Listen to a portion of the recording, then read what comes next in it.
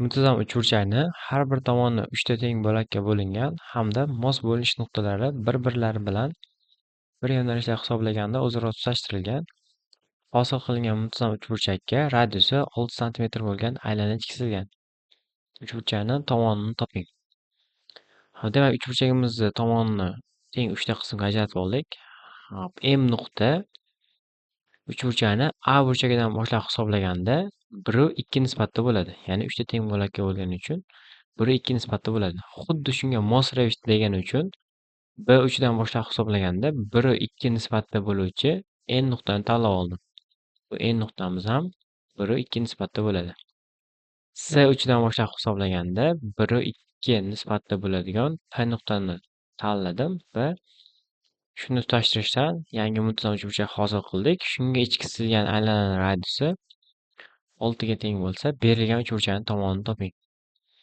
Demak, dastlab uchburchak AMP dan Pifagor teoremasiga ko'ra MP kesma uzunligini topadigan bo'lsak, x kvadrat plus 2x ning kvadrati minus 2 ko'paygan x ko'paygan 2x ular orasidagi burchak kosinus 60. Kosinus 60 da 1 taqsim 2 ga teng. O'zaro qisqarib ketadigan bo'lsa, demak, mana ikkalasi 5x kvadrat.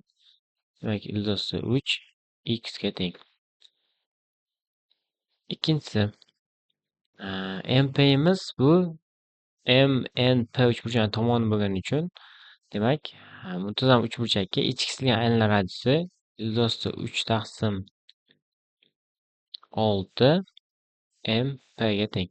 Ya'ni bu ham teng. Ildizi 3 taqsim 6 ildizi 3x. Bizning masala shartimizda ichki chizilgan aylanma radiusi 6 ga tengligi berilgan. Hop, x taqsim 2 miz teng 6. Bundan x imiz 12 ga teng. Hop, bizdan uchburchakning tomonini so'ragan. Javob: uchburchakning tomoni 3x 36 ga teng.